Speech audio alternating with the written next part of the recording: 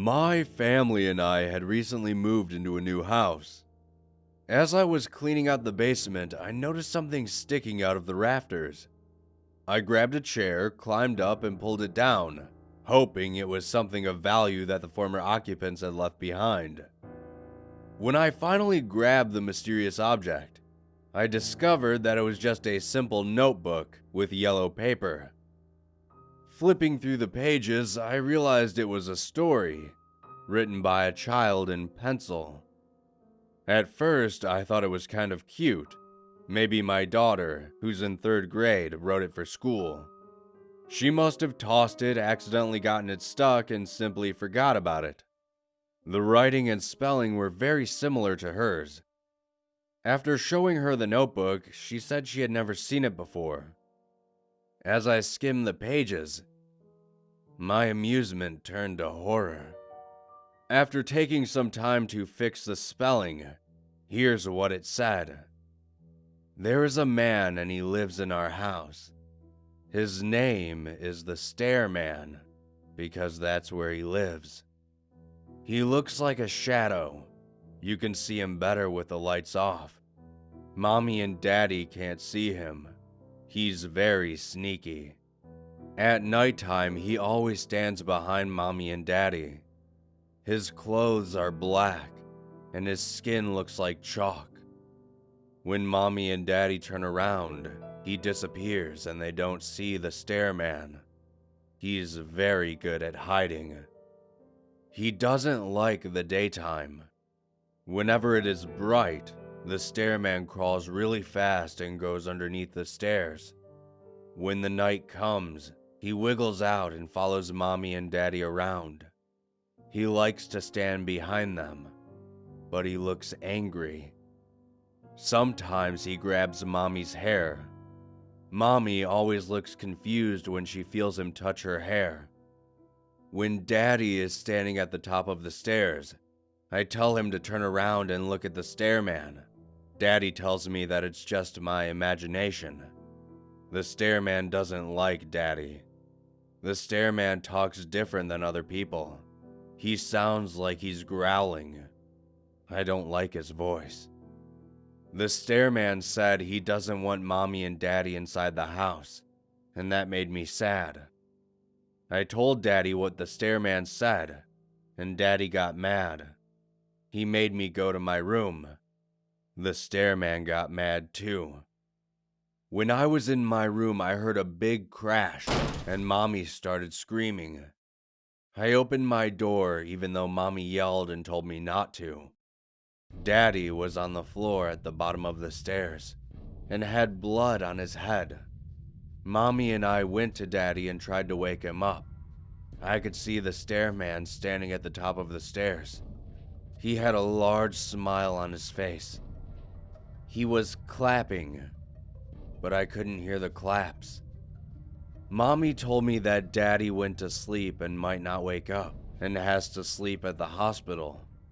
I told her to make breakfast because Daddy always wakes up when she makes breakfast. Daddy has been asleep for a long time now. It was summertime when he went to sleep, and it's almost Christmas now. Mommy seems sad, and now the Stairman is following her around all the time. Mommy doesn't like to go outside and stays in bed all day. She wants Daddy to wake up. I do too. Mrs. Jones dropped me off at home after school today. When I opened up the front door, I saw Mommy. She was swinging from a rope above the stairs. She was asleep like Daddy. And the Stairman was looking up at her. He had an even bigger smile and was grabbing her hair again. He looked down and smiled at me. His teeth are black and sharp. I ran outside and told Mrs. Jones before she drove away, and she called a policeman. I am going to live with Aunt Susan now. She told me that Mommy and Daddy are both sleeping and are not going to wake up. I am packing up my toys and clothes to take to Aunt Susan's house. When I was getting my toys, I saw the Stairman again. And again he smiled at me. Then, he crawled underneath the stairs. Aunt Susan didn't see him. Before he went under the stairs, he told me that he is happy that no one is going to be living here anymore. That was the last page of the notebook. I finished reading it and put it down. I felt sick to my stomach. The book is odd, but what really made me uneasy is what my wife said to me today. She told me she felt a draft in the house when she walked up the stairs.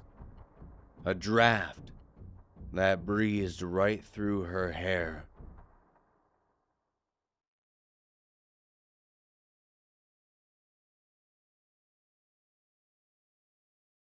I've been living in this apartment for 2 years now. 2 years without any weird things happening. 2 normal years. Has it been the best living experience ever? Probably not. I've dealt with everything from ants to rats to noisy neighbors to police sirens in the middle of the night. Hell, the lady in 3A came home to find her apartment broken into a couple weeks back. All those things pale in comparison to what's been happening lately. There's some weird shit that's been happening to me for the past couple of weeks. And it all culminated in me firing my gun last night at a girl that keeps showing up in my apartment. That's a little drastic, you're probably thinking. Well, you might be right about that. Hear me out first, and then tell me if I'm overreacting. It all started with little things at first. Things I think we've all probably experienced once or twice in our lives. One morning, I got up and found a bowl on my counter. Just a regular bowl, sitting there. I was really confused, but figured maybe I had forgotten it there when I unloaded the dishwasher the night before. I put the bowl back into the cupboard and went to the bathroom.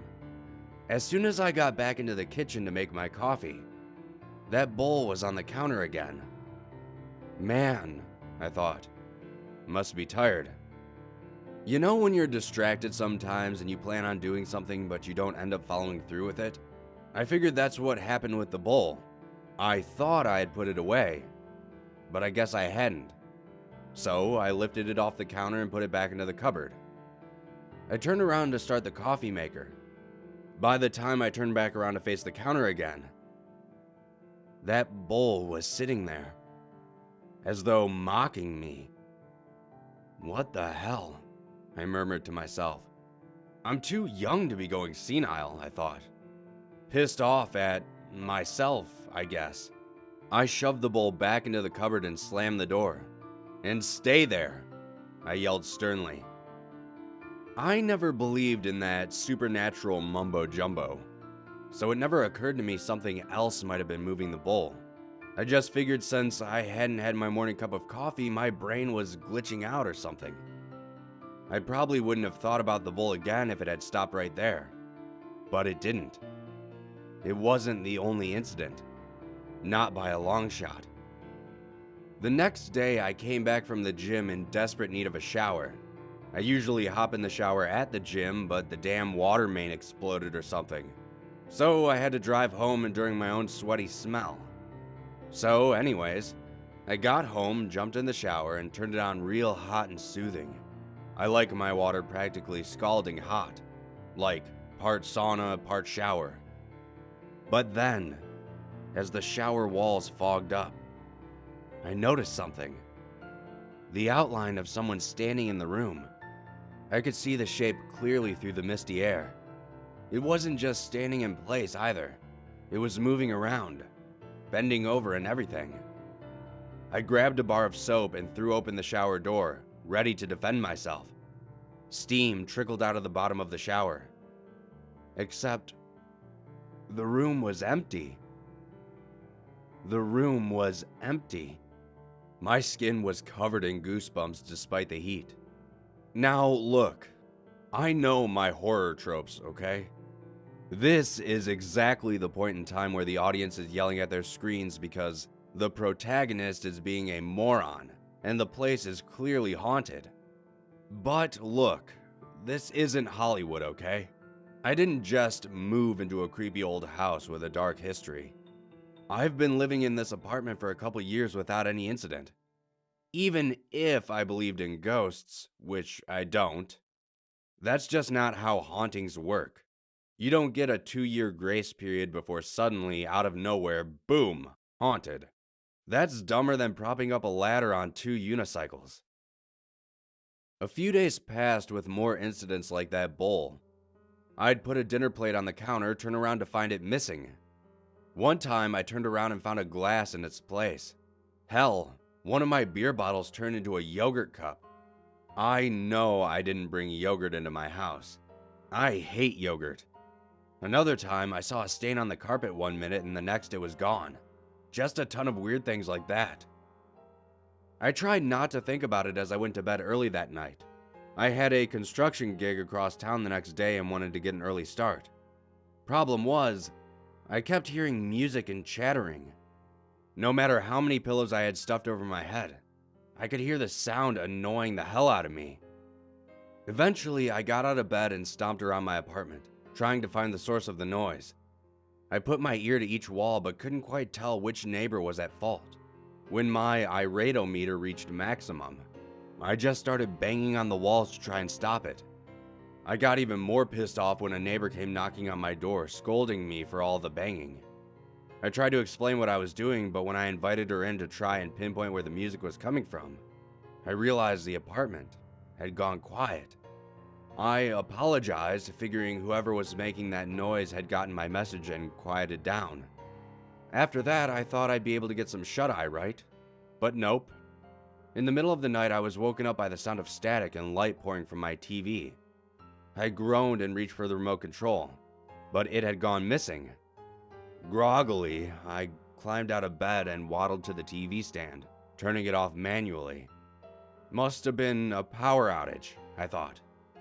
Sometimes when the power flicks on and off quickly, my old TV turns on. I tried to convince myself that's all it was, but in light of all the rest of the stuff that was going on, I was starting to get a little spooked. I crawled back in bed and wrapped my comforter tightly over myself. I must have been asleep for less than a few minutes when I heard the crackle of the TV as it turned on a second time. Damn it! I groaned. This time, I went straight for the power cord. I yanked it out of the wall and went back to bed. I need absolute silence when I sleep, otherwise it'll wake me up. Imagine my surprise, or rather my shock, when my TV turned on again. Son of a... I stopped. Hadn't I pulled the power cord out of the wall? How was the TV on? I squinted through the dark room, able to see the power cord still in the wall from my angle. Must have been a dream, I thought. It was the only explanation. I had dreamt I had unplugged the TV. I moved to slide out of my bed, but as I turned, I felt something cold against my side. The TV remote. Why was it in bed with me? I must have knocked it off the nightstand somehow. I turned the TV off one final time and dozed off with the remote still in my hand in case I needed to do it again. If all this stuff wasn't bad enough, if malfunctioning TVs, disappearing kitchenware, and moving shadows weren't bad enough, I started finding weird things on my coffee table. Weird as in girly books like Pride and Prejudice, and How to Be a Strong Female Influence in the Workplace. Those had to be a prank of some sort. I had told a few friends about the bowls and stuff, so I guess they thought they'd mess with me. Not that it was all bad. See, I had a party one night and this chick saw one of those books. "Oh, I didn't know you read Gillian Flynn," she said as she picked up the book. I smirked. You kidding me? I love that stuff. I'm not gonna lie, I did kind of flip through the books real quick. Enough that I could feign a bit of knowledge without actually having read any of them. Once the party was over, I hosted a private little book club between the covers, if you know what I mean. And then there was 2 days ago. I was standing in my kitchen, annoyed by another session of take the coffee mug out and find it missing, when I suddenly spotted my mug across the kitchen. It was in the hands of a transparent-looking figure. She looked at me. I looked at her. She dropped the mug. It crashed on the ground and shattered into pieces. And then she was gone. But last night was the worst incident yet. I'm not gonna lie, I went to bed drunk, and might have still been a little drunk when I woke up in the middle of the night. But look, drunk or not, I know what I saw. It doesn't matter how much alcohol you ingest. You don't hallucinate turning over in bed and seeing someone lying next to you. You might forget who's lying down next to you when you go to bed, but you don't just imagine someone that wasn't there at all. Point being, I woke up for whichever reason. Maybe a car horn outside, maybe my upstairs neighbors were trampling on the ground again, or maybe someone was throwing a party. Doesn't matter. I'm a light sleeper and I woke up. I saw the silhouette of a woman next to me. I saw the sheets rise and fall with her breath. I knew I had gone to bed alone. I didn't know who this person was. Maybe some homeless woman who snuck into my apartment. Whatever she was, I decided that she was the cause of all the things that have been happening the past week. I was about to yell at her when she opened her eyes and saw me. Her shriek nearly pierced my eardrums. I rolled out of bed and reached for the Glock I keep tucked under my mattress. Yeah, I know, but if I was gonna get jacked by someone, might as well be prepared, right? My reaction was out of instinct. There was an intruder in my bed, in my house. I was in my rights to defend myself. I wasn't trying to actually shoot her, but be damned if I wasn't going to scare her off. I fired once, the bullet flying towards the wall behind her. Something was wrong. I smelled the scent of gunpowder. I saw the flash of light from the gunshot, but I didn't hear the piercing sound of the explosion. I'm not saying it was like in the movies when the murderers use a suppressor, and all you hear is a little pop. I mean, there was no sound at all, like I hadn't fired, but yet I felt the recoil and smelled the smoke. I peered over the edge of the bed. She was gone. The shell casing was at my feet, but the bullet was nowhere to be seen. I don't know what's going on, but it's freaking me out. Do any of you have any advice?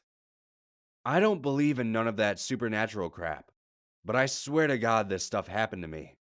I can't explain it, and I think I need to find some help.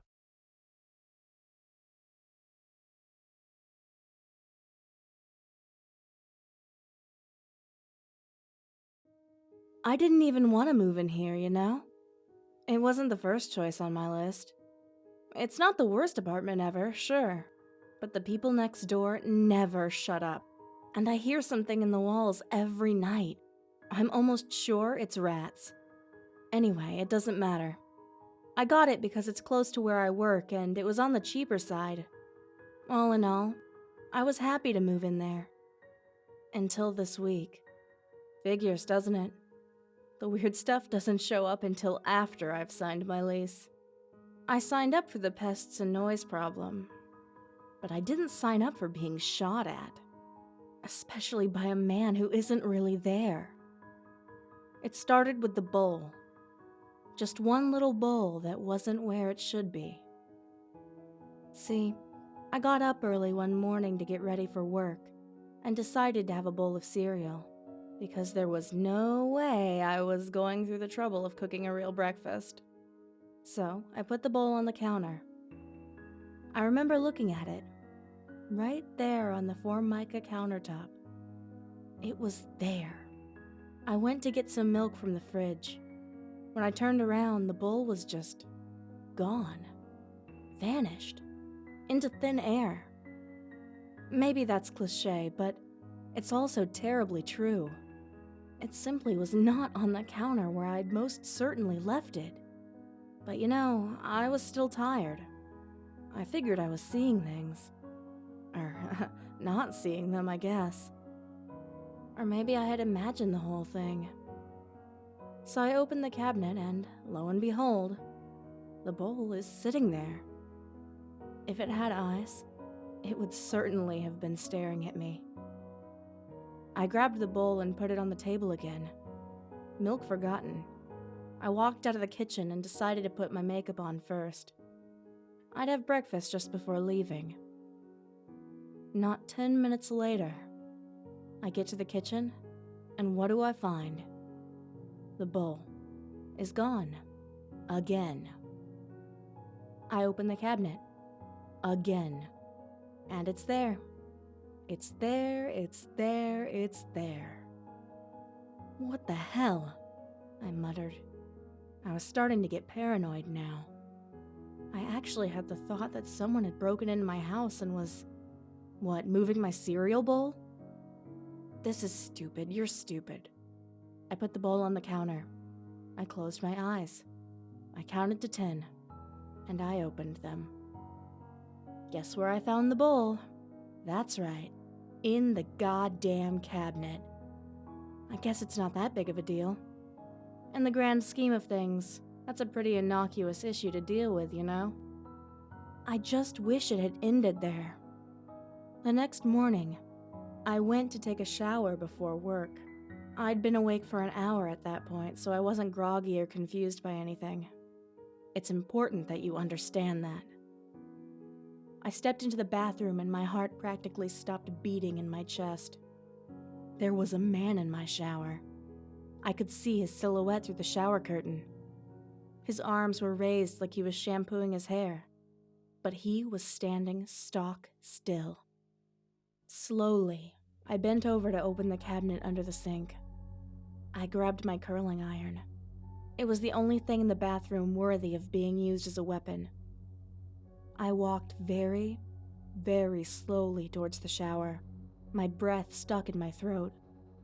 I yanked open the shower curtain, brandishing my makeshift weapon, mouth open to scream for help. Except there was no one there. There was no one there. For a split second, or even half of a split second, I wanted to believe that I was imagining things. I was in a new apartment. I was paranoid because of the stupid bowl thing from the day before. It could have just been my brain freaking out. Except that, just then, I noticed a little stream trickling out from the bottom of the shower. I know this probably sounds crazy to you, or like an over-exaggeration. But the thing is, this wouldn't be the first time I'd seen a ghost. And that's what I started to think that it was. A ghost. Maybe someone who had lived and died in the apartment before me. I've been seeing spirits since I was about 11, you see. Not regularly or anything, just once in a while. My mom told me that I'm sensitive to the spirit world, just like she is. My dad rolled his eyes and didn't believe either of us. All I know is that there are ghosts out there, and I was becoming certain that one of those ghosts was taking up residence in my apartment. A few days went by and things continued as usual, for the most part. I still had issues with bowls and various other dinnerware in my kitchen, and once my mischievous ghost switched my yogurt out for some cheap, gross beer. But there was nothing more major or sinister going on, so slowly I started to relax. I eventually decided that I wanted to throw a housewarming party. I don't know why. Maybe because I was feeling so weird and alien in my own home. I wanted to drive home the fact that it was my apartment. Maybe it would make me feel better. I invited a bunch of friends and work colleagues, bought a ton of chips and beer, and turned on the tunes. I had a pretty good turnout, and although we tried to keep it down, the sound must have gotten out of hand because we started hearing banging on the walls. Everyone at the party went quiet as the banging echoed through the apartment. It was strange. It was like the banging was coming from all sides. I couldn't even tell which neighbor it was we pissed off, but I convinced myself that that's all it was. Just a pissed off neighbor. I had to believe it. I didn't want to consider that it could be something else. That night, I couldn't sleep. I couldn't stop thinking about the banging on the walls. Should I go around and ask my neighbors in the morning if we disturbed them? Somehow, I had the feeling the noise didn't come from any of the surrounding apartments. It was almost like it came from inside my apartment. I decided to turn on the TV so at least there would be some sound in the apartment. The silence was killing me.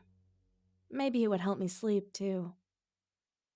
So there I sat in bed, watching some brainless reality TV show, when all of a sudden, the TV shut off. What the hell? I muttered. I picked up the remote from the bedside table and turned it back on. I figured it was just a power glitch or something. We used to get those on the farm all the time when I was growing up. It turned off again a few moments later. But this time, I couldn't get it to turn back on. Son of a...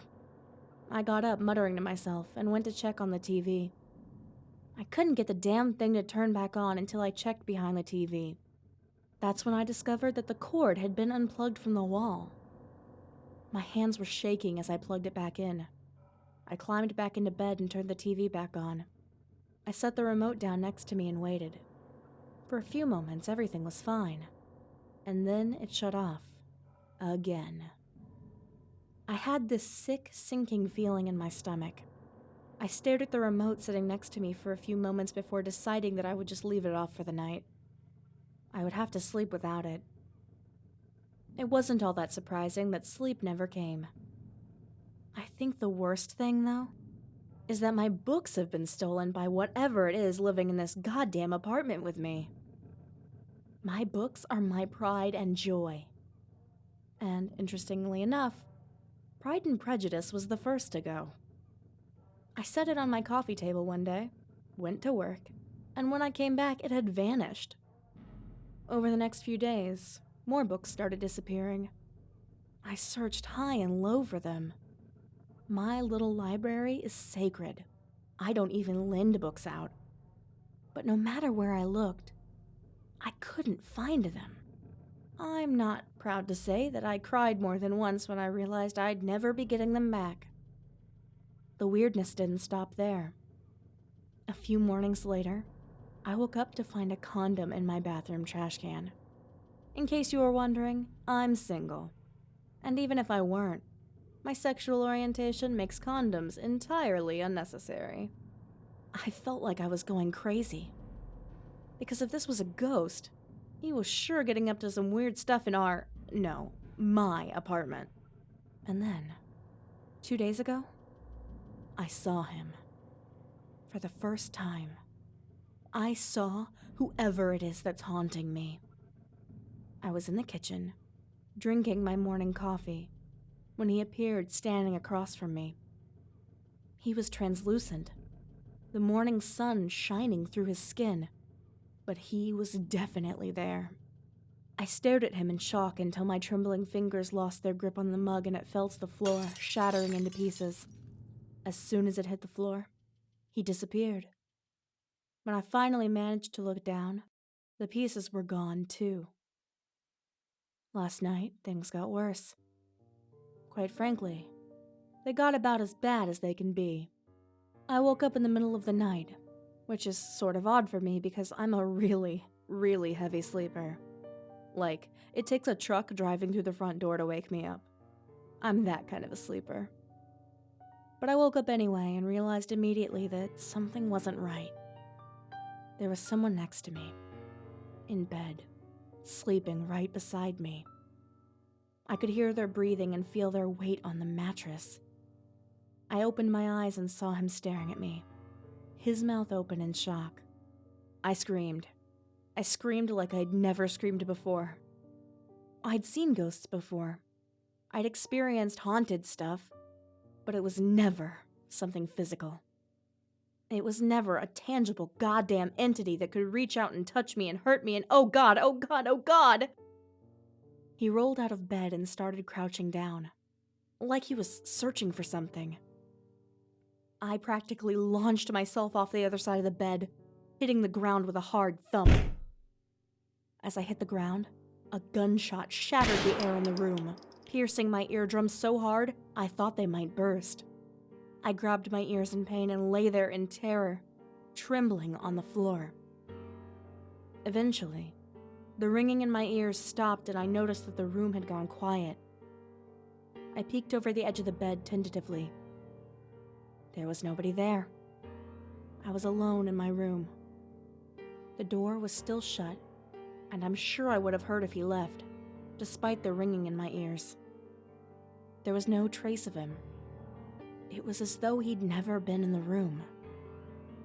All except for the bullet lodged in the wall, of course. Honestly, I have no idea what to do. I'm living in constant terror in my own home, thinking that he might return. I don't know who he is or what he wants, if he's dead or alive or something else entirely. But I need help. Please, has this happened to anyone else? Can anyone out there help me? I just can't do this anymore.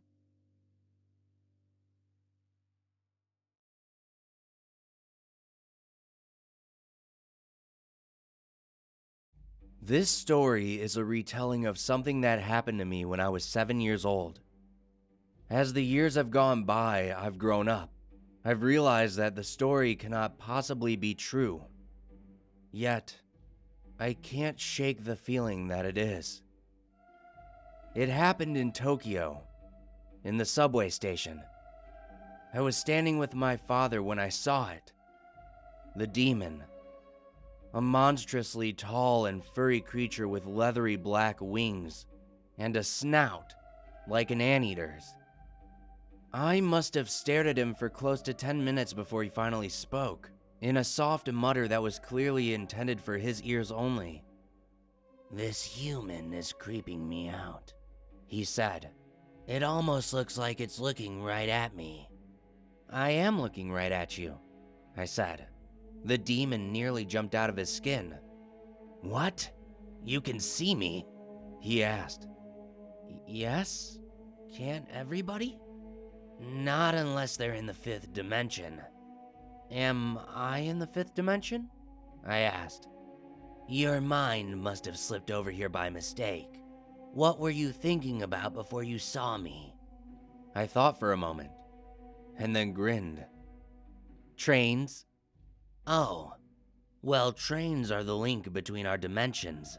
I guess your mind must have just wandered over here. Either that or you're going crazy."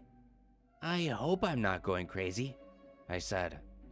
"Being crazy is a good thing in the 5th dimension," the demon replied. I laughed. "Do you have subway lines in the 5th dimension?" "Of course," he said. "How else would we get to work?" "You've got wings," I replied. "Yes, but who wants to fly? Taking the train is so much faster. And if I fly to work, I'm all sweaty when I get there." "So, what do you use your wings for?" I asked. "I put them over my head when it rains." "Can I see?" I asked. "Sure," the demon said. My hair blew back as he swooped his enormous wings over his head. I laughed again.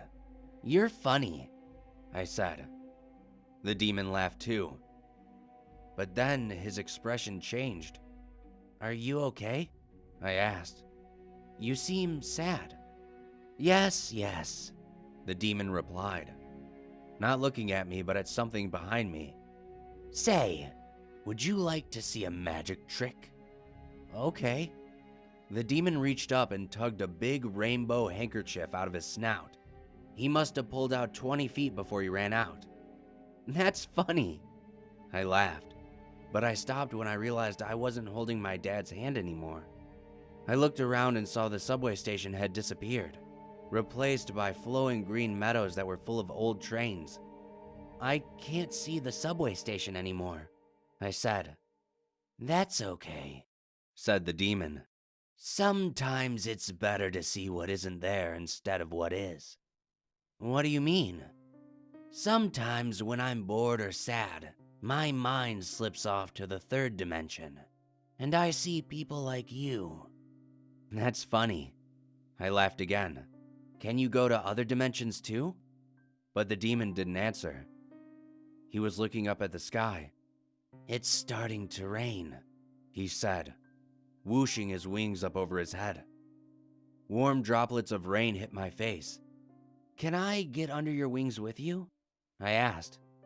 "Not now," he replied. "You've got to go home." The world began to shimmer and flow together like different shades of green and golden paint. spinning around faster and faster in circles. I started to feel a little sick, and I closed my eyes. The world stopped spinning, but warm droplets of water still fell onto my face. I opened my eyes and saw my mother crying over me, but I didn't see my dad. "Where's Dad?" I asked her. "Did he bring me home?" "Yes, darling," she said, although she didn't look at me when she said it. "He brought you home and he had to go away." "Oh," I replied. "When will he be back?" "I don't know," she said. My dad never did come back. It was years before I found out the truth. He died that day. That morning, he had written a note to my mother, explaining that he intended to bring me along and step in front of a train with me. My mother found it when she got home from work and called the police, but it was too late to stop my father. The witnesses say that just before he jumped, I pulled away from his hand and ran off, fainting right after. But one of the witnesses, a little boy around my age, said that he saw something take my hand and lead me away from the speeding train. He said it was a monstrously tall and furry creature with leathery black wings and an anteater's snout.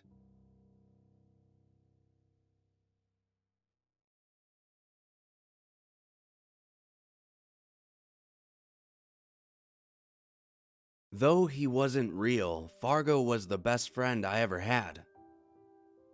Growing up poor meant moving to wherever my dad could find work, and we never stayed anywhere long enough for me to make any real friends. It also meant that new toys weren't a luxury we could afford, but I didn't mind.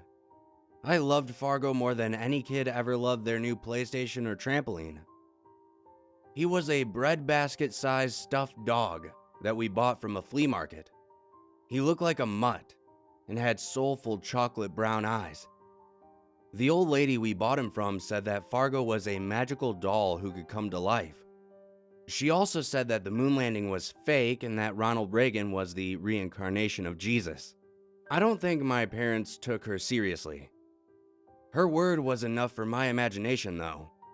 And soon, Fargo had come to life, even if I had forgotten the stuff about the moon and Ronald Reagan. Every day after school, Fargo and I would go treasure hunting around the neighborhood together. He would lead me to all sorts of amazing things.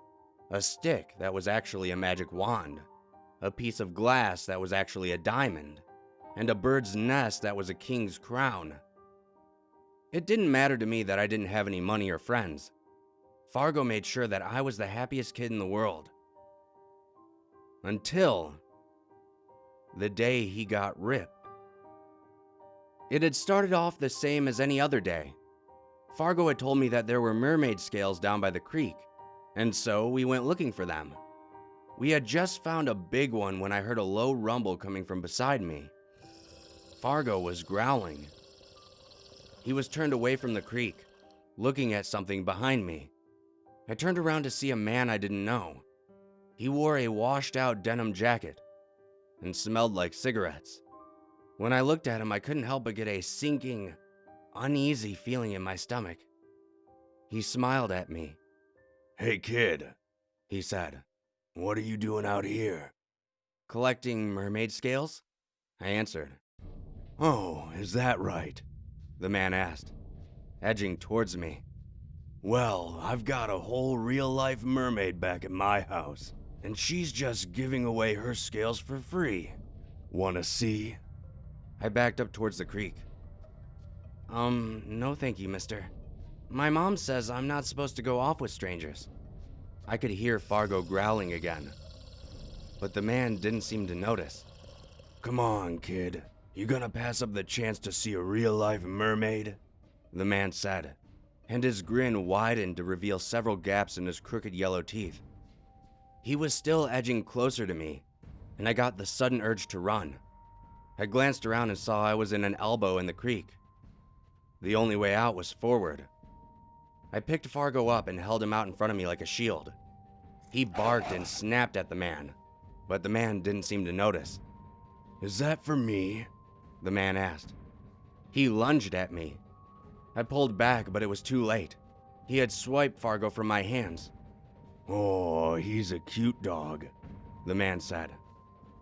He reached into his pocket and pulled out a little brown knife. He clicked a silver button on the side, and a blade popped out. He stuck the blade into Fargo's stomach, and Fargo let out a yelp that the man couldn't hear. He threw Fargo on the ground, and Fargo lay there whimpering, staring at me with pleading eyes as his stuffing leaked out onto the ground. I took another step back and felt my foot sink into the mud. I had reached the embankment of the creek. I tried to swallow, but my mouth was dry. My heart pounded in my ears. I had to run. The man lunged for me again. I felt his fingers close around my wrist. I squeezed my eyes shut and tried to pretend I was somewhere else. I heard a scream, and I opened my eyes again to see the man stumbling backwards, swinging his arms around wildly. A stray dog was leaping at him, barking and snapping. The dog clamped his jaws around the man's knife arm, and the arm spurted blood. There was a loud rip, and the dog's jaws came unglued from the man's wrist, taking part of the denim jacket with him. He slashed the dog across the face, and the dog yelped and fell back. The man charged, but the dog crouched down low, sending the man tumbling headlong into the mud of the creek. The dog leapt at him again, and the man scrambled up and bolted, little flecks of mud flying off behind him as he ran. I could hear the dog growling somewhere behind me as I watched the man disappear into the distance. The growling stopped, and I turned around to see that the dog was gone. I walked over and picked up Fargo, but he wasn't alive anymore. His little brown eyes stared at nothing, plastic and empty, and his stuffing spilled out of the rips in his belly and face. It wasn't until I leaned in closer and saw the little piece of washed out denim sticking out of Fargo's mouth and the flecks of blood that dotted his muzzle that I remembered the man hadn't slashed Fargo's face at all. He had slashed the stray's face. My arms prickled up with goosebumps, and I gently tugged at the scrap of denim. It slid out of Fargo's mouth, and the seam that had always closed up his snout sealed up behind it. Fargo never moved again after that day, and as the years went by and I grew up, I realized that the scrap of denim in Fargo's mouth must have just been my imagination. After all, the world isn't like a story. Toys don't really come to life because you want them to. Eventually, Fargo was relegated to a cardboard box at the top of my closet. That is, until last week. I woke up in the darkness to footsteps next to my bed. I froze with fear, not daring to breathe. Then, I heard the low rumble of a dog's growl. Fargo's growl. A snarl, jaws snapping together, a man crying out, and then a thud, and footsteps retreating into the night. When I hit the lights, my eyes caught on the silver gleam of a knife at the foot of my bed. Next to it sat Fargo, his muzzle dotted with blood. The police would later tell me that it was just a random home invasion, a drug addict looking for jewelry to steal. But right then, I was only thinking of Fargo. My heart pounded in my ears and my skin knotted together in little bumps as I picked him up. I washed the blood off in the bathroom sink and gently dried him off, placing him right next to my pillow. I think that from now on, that's where Fargo's going to stay.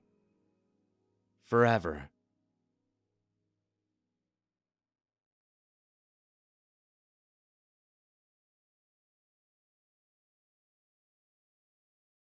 I'm a retired professor of psychology from Wellington University.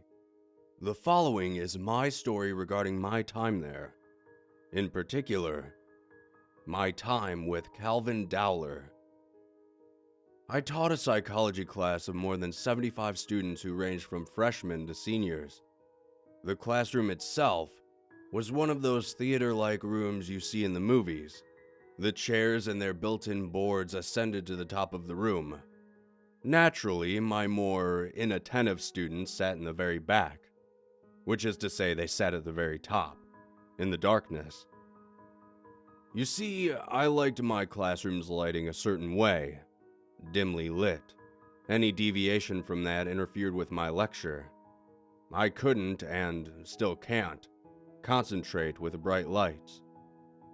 My first assignment was to have the students write an essay on the topic of psychology, of course. The prompt was, "What do you think psychology is?" Some of the essays turned in were great. Others were expectedly half-assed. And some were never turned in at all. But Calvin Dowler's essay, my. It was almost as if he had written it before and knew what was expected of him. Needless to say, I gave him full credit, and he was the only one who got a perfect score. Mr. Dowler was an excellent student, superb. Although I informed the class that I don't take attendance, he always showed up on time and never missed a day. Never. He always walked in class with a wide grin on his face, giving the same exact greeting. "Morning, Professor Coyle." He was of average height, physically fit, with dark brown hair and a baby face. In the beginning of the semester, he seemed to be able to make friends with the other students easily.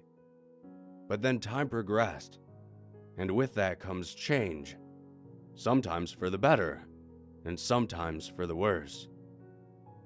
As a professor of psychology, I'm quite good, and in fact certified, for evaluating individuals. Sometimes that's my job. Mr. Dowler was an intelligent young man with an above-average IQ. I know this because he once told me he watches Rick and Morty. Isn't that something kids say these days? All jokes aside, let me get back to my story. I began to notice odd behavior in my classroom. Not from Calvin. He remained entirely his same happy self. I noticed that the other students gradually moved farther and farther away from him. At a time, Calvin sat in the front of the class, listening intently to every word I professed, along with several other students. This day, however, he sat in the same spot alone. The other students sat together somewhere else. Why are they neglecting him? I thought to myself.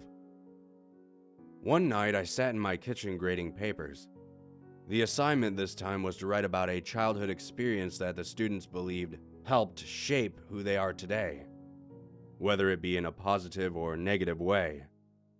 Then I read Calvin's essay. I picked it up as I always did, with excitement and genuine anticipation. Like I said before, he was a great student who never failed to impress. But this must have been a mistake. As my eyes raced down the page, my heart began to beat rapidly. His essay was inundated with profanities and detailed, gory descriptions of some event. One line read, "I tried to catch her, but she was too fast. She hit me in the back of the head pretty good. Gotta give her that." There was blood everywhere, but I just sat there laughing like a lunatic. Whether or not these words actually transpired, I wasn't sure. The week before the end of the semester was what I like to call the opening of the floodgates. That's because the students would come to my office hours to ask me their questions before the final, hoping to salvage their grades in the last week. My office hours were late. They began at 6 p.m. and ended at 7:45. The students didn't like this, of course, but they also didn't like failing a class. One student named Adeline walked in. She was one of my top-performing students, so I wasn't surprised to see her show up late to get some extra help. She also happened to be one of Calvin's friends, or a former friend. I couldn't help myself. I asked her why she and the others were ignoring him lately. "Professor, Calvin's not who you think he is. I don't want to say too much. I actually don't want to get involved if you don't mind," she stuttered to me. She didn't look at me when she said that, implying something. I wasn't sure. There are several reasons why someone won't make eye contact with you in a conversation. That includes emotions of fear. So I let it go. I responded, "That's fine, I didn't mean to be a bother. I just found it strange because you all seem to be getting along in the beginning of the semester." Adeline wasn't the last student who visited me during my office hours. One student after another came by to ask questions and get help before the exam. And then, Calvin showed up.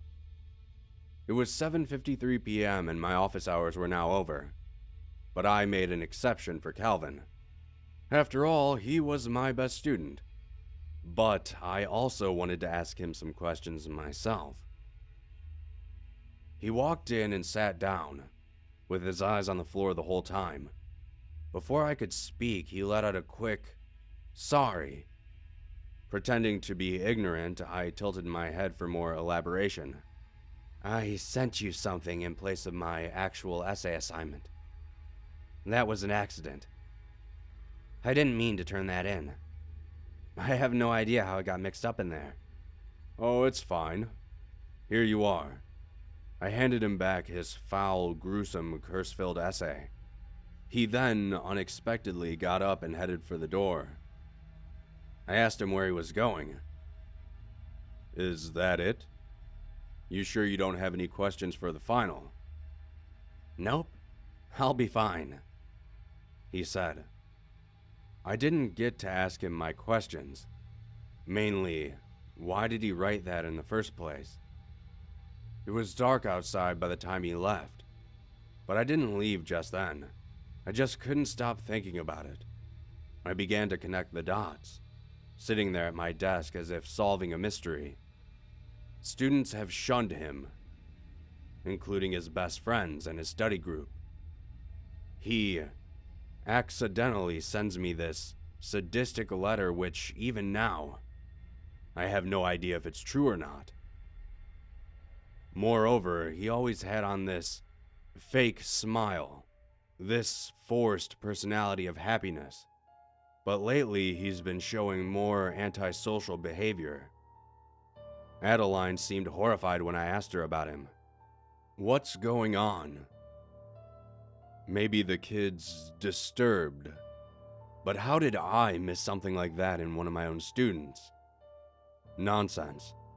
He's probably just going through a phase. A very weird, unusual phase." As I sat there thinking all of this, I noticed the time. 8:34 p.m. I grabbed my coat, switched off the lights, locked up my office, and left the building. I got in my car and started the engine.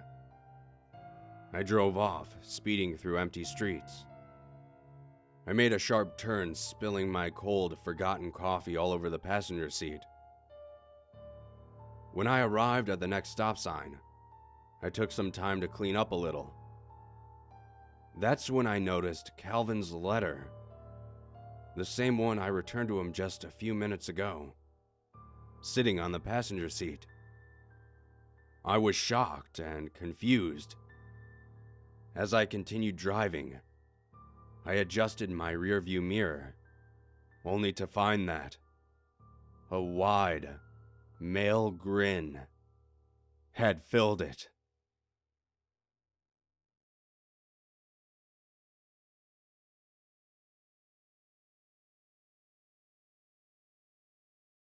It was well past midnight as I drove home from my new job. The pay wasn't so good, and it was far from home, but I really had no choice considering I was behind on rent. Exhausted from working a long first day, I just wanted to get home and get some sleep. I thought I knew the way back, but I had arrived during daylight hours when it was easier to manage my new surroundings. Streetlights were scarce, which I hadn't noticed in the afternoon. And to make matters worse, it was snowing. Somewhere along the way, I must have taken a wrong turn, and soon I was completely lost.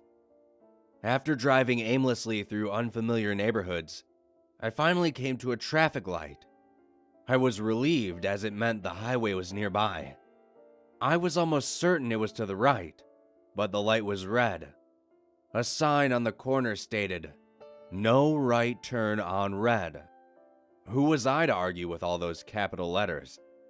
Yet, it was so late that none of the houses I passed had any lights on, and there were no cars around to speak of. Surely it was okay to make a right turn. "Screw it," I said, and stepped on the gas. Halfway through the turn, something darted out into the intersection. A dull thud echoed throughout the car, and I slammed on the brakes. At first, I didn't react. I just shut off the engine and sat there, hoping it was an animal or something. Once the initial shock wore off, my hope turned to assumption. I exited the car with my fingers crossed and my breath held. As I rounded the front of the vehicle, I saw the legs of a child. My heart sank to my stomach, and I fell to my knees, sick and ashamed. I stood back up, but not straight, and walked closer to the child. It was a girl, possibly around 8 years old. She had a little blue backpack, and must have been holding a sleeping bag that was now lying unraveled a few feet away. She lay face down. Her blonde hair dyed a crimson red in some places. One by one, delicate snowflakes touched down upon her lifeless body. In the headlights, she resembled some kind of fallen angel. I felt I was being taught a lesson, a harsh one at that. I returned to my car and dialed 911. As I waited for help to arrive, I went over the incident in my head. Though it was a minor violation, I knew I couldn't tell them that I had made an illegal right turn, especially when it resulted in such a tragedy. As far as anyone was concerned, the light was green. The police arrived with an ambulance, and I stepped out of my car to greet them. When I tried to show them the girl, she was gone. There wasn't even blood on the ground, or an imprint in the snow. "You say you hit someone and they were right here?" "Yes, I saw them. It was a little girl. I had no idea where she had gone, or why there was no evidence that anyone was hit by a car. I probably seemed crazy." Well, they must have run off. Did you check to make sure she wasn't breathing?" No. I saw blood and she wasn't moving." "I was in shock," I replied, feeling like a complete idiot. Of course I should have checked, but I was too busy figuring out how to cover my own ass. To say it was embarrassing wouldn't do it justice. "You were probably going pretty slow. Chances are she was just stunned. We'll search the area. She couldn't have gotten far. Just sit tight, we'll find her." I sat in silence while they scoured the area for the little girl.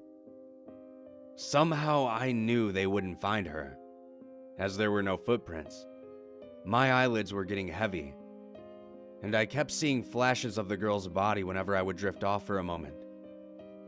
With each vision, her face gradually turned towards me, her eyes full of sorrow and anger.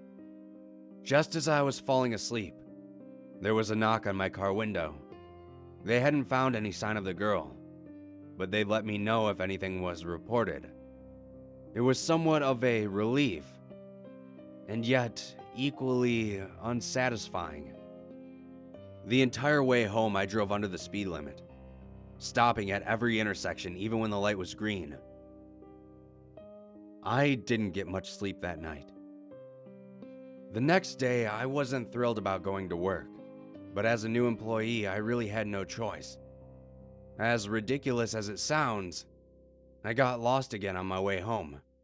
I had meant to print out some reverse directions, but was too preoccupied with the events of the previous evening. Once again, I drove through parts unknown, and eventually came to a red light. Is this the same intersection? I asked myself. At the time, I wasn't sure, but it did have the same sign. No right turn on red.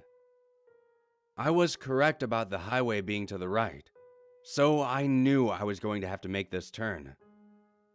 This time, I would wait until the light changed. I'm not sure how much time passed, but it must have been at least 20 minutes. The clock on my car radio had stopped at 12:47, so I wasn't sure. For a while, I just stared at the words, "No right turn on red," contemplating why they were mocking me. The light wasn't changing, and my patience was fading. "Are you kidding me?" I protested. I didn't want to do it, but there wasn't much of a choice. This time, I turned very, very slowly and looked around to make sure no one was there.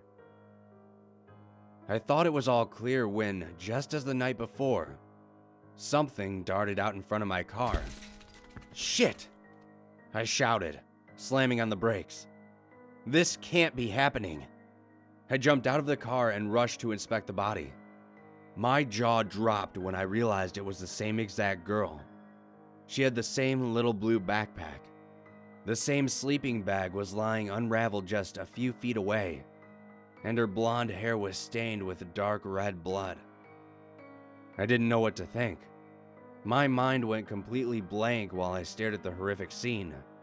Whether it was real or not, it was far worse the second time.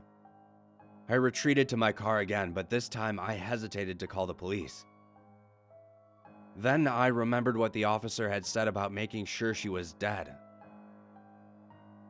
I went back outside to check, but she was gone. My third day at work was painful. I couldn't concentrate under any circumstances, and no one was going to understand or be sympathetic. Different scenarios kept playing out in my head. I imagined a little girl going to a slumber party. She's having fun with her friends until they play a cruel prank on her. She calls her mother in tears, but her mother says she's too tired to pick her up, and that she must walk home. On the way, I hit her with my car. That was just one of the scenarios, but it seemed to be the most plausible. I started to think that she could be a ghost who had already been struck by someone else's car. Perhaps it was a hit and run and now she needed someone to find out who killed her. But why me? When my shift ended, I was reluctant to leave. After driving to work a few times, I had finally memorized my way home. But I was still afraid of that intersection. That sign. I drove cautiously, with eagle eyes, and eventually emerged onto the highway, invoking a collective sigh of relief from every cell in my body. I smiled and turned up the radio as I accelerated past the speed limit. It seemed to be taking quite a while to reach my exit, but I was too tired to find it suspicious. My eyelids were getting heavy, and for a moment I almost fell asleep. As I took an extended blink, I was suddenly somewhere else. The highway was gone, and in front of me was an intersection with a red light. A sign on the corner persisted. "No right turn on red." What the? I looked around in disbelief. It was that same intersection. How I got there was completely beyond my understanding. Was some otherworldly force trying to tell me something? Was it my destiny to help this little girl? All I wanted to do was go home. This time, I would wait until the light turned green. If I had to wait all night. I think I sat there for a few hours, but my car radio once again stopped at 12:47. Perhaps the little girl had died at that time. The light was still red, and I knew it was never going to change. Something was reaching out to me for help, but I didn't care. All I wanted to do was go home. I shouted at the traffic light, "Just change already," as if it could be intimidated. As I became more irate and delusional, the thought of killing the little girl a third time became almost desirable. But then I remembered how I felt each time. How awful it was. I knew she couldn't be real, but the experience was just as real as anything else. I shook the notion and put my hands firmly on the wheel. I couldn't sit there forever, so there was only one thing left to do. Screw it, I said. But this time, I made a left turn instead of a right.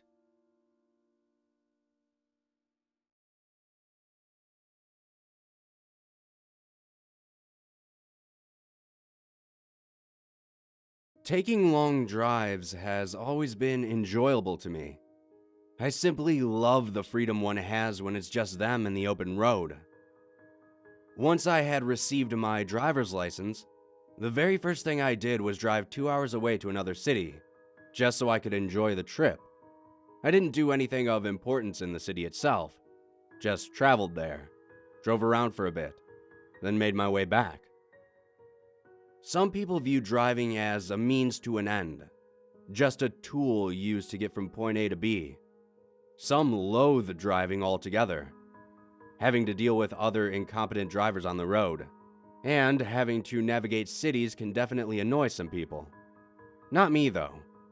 Sure, there are some times where I get cut off, or people not using their blinkers, but every day is a new day, and at the end of the day, it's just me and the road.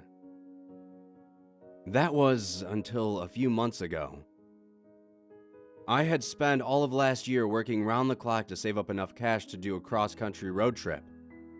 I wanted to see the sights, visit places I had never been, and enjoy the serenity of the drive.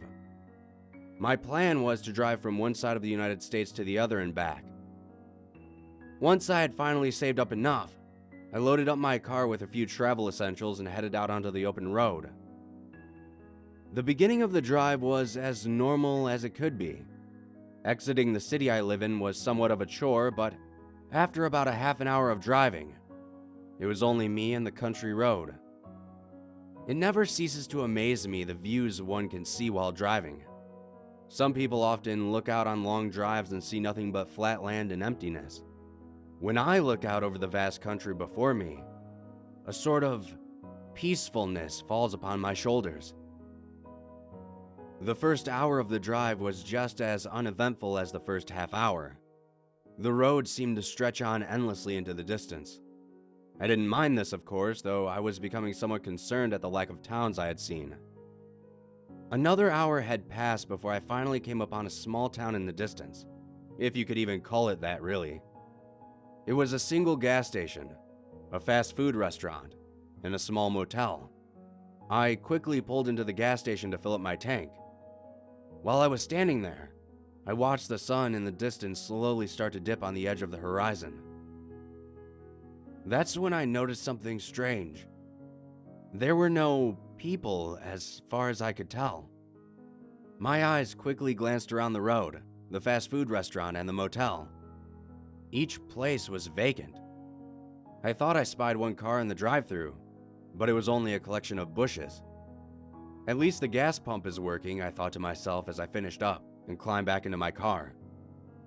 As I pulled my vehicle to the gas station's edge, I sat there for a moment glancing at my phone. I'm not sure why I was surprised to find that I had zero service in this neck of the woods, but I was. After looking at my phone, I turned on my blinker and looked down the road. The feeling that arose within me at that moment was screaming to turn back and go home. But my desire to continue the drive that I worked so hard for overpowered that doubt. I made the turn and headed back onto the road. As the sun finally set, I started to become increasingly uneasy. It was like something was watching me as I drove down this road. I tried to distract my brain by turning on the radio. However, scanning through multiple channels on the radio provided only a dull static. Instead of relieving my mind, it only added to my concern. I attempted to calm myself by rationalizing that I was in a vehicle, traveling at a high rate of speed. Nothing should be able to get me. That's when I saw it. Though it was dark outside, the starlight glistened in the background of the horizon. Standing in the middle of what I assumed was a farm, contrasting the bright backdrop, was a shadowy figure. It towered above everything in the vicinity. I don't know why, but I couldn't bring myself to break my gaze from this thing. I laughed to myself as I finally realized what it was. A scarecrow. A silent guardian of farmland. I sighed heavily in relief, cursing myself for being as timid as a crow. Then it moved. It moved. Fear shattered my existence like glass on concrete.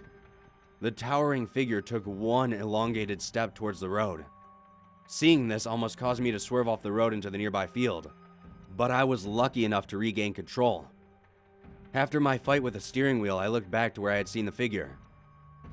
It was gone, vanished into thin air. A trick of the mind, I thought. It was late, and fatigue makes people see strange things when they're tired. I attempted to shake off my nervousness, but as I continued, that feeling remained with me. I kept my eyes focused on the road in front of me, paying no mind to the fields on either side of my car. I knew there had to be a town coming up soon, as I had been driving for quite a while. After about 10 minutes passed, I saw it again. This time, it was standing directly on the side of the road ahead of me. Its height almost resembled a small tree. My headlights flashed across its body, and I almost screamed at what I saw. It stood erect, stiff as a board. Its skin was a mesh of gray and patchy hair. It wasn't wearing any clothing. Its arms were rigid at its side. The fingers on each hand were elongated with sharp points at the ends. Whether these were nails or not, I couldn't tell.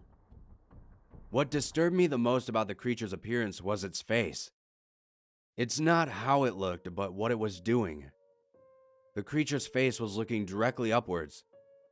A motionless, massive creature, staring at the sky, unmoving, chilled me to the core. It seemed like something straight out of Silent Hill. As I was drawing closer to this creature, I floored the gas pedal and attempted to barrel on past it. Just as I was crossing the threshold, I gripped the wheel as tightly as I could. When I was mere inches from the creature, a sharp thud sounded from the back right of my car and I lost control. My car skidded off the road and trampled nearby crops as I finally came to a rest in the dirt. Breathing was the only thing I could do at this point. I couldn't move, couldn't think, couldn't drive. All I could do was breathe as I sat there white-knuckling the steering wheel. When I finally got the courage to look out of my window, I saw it standing on the road, still as stiff as a board. It took one giant step towards me, and I felt myself lose consciousness. I was woken up to aggressive knocking on my window by a police officer. He asked me what the hell I was doing, but I was far too panicked to think straight. He asked me to step outside of the car, and I hesitantly did as I was told. When I finally came to my senses, I realized where I was. I was still at that gas station I had previously stopped at, though this time, it was full of people and cars. Had I dreamt the whole ordeal? I thought to myself. Just then, the officer told me something that gave me pause. He said that I needed to get my brake light fixed or else I'll be receiving a ticket. When I rounded my car to inspect it, I saw that my back right light had been completely ripped off. Upon further inspection, I saw 3 long, thin scratch marks trailing from my gas tank to my brake light. I sat there for a moment in shock, staring at the claw marks before the officer asked me if everything was all right. I nodded to him and he got back into his car and drove away. But the truth is, I was far from all right. I'm not sure what happened, if what I experienced was simply a dream or not. But as I drove to the edge of the gas station and glanced down the road, I couldn't help but feel like I wouldn't survive the next encounter if I made the same choice again. So I turned the other way, and I didn't stop until I finally made it back home. I don't think I'll be going on any long drives anytime soon. If any of you plan on going on a road trip in the near future, take a friend with you.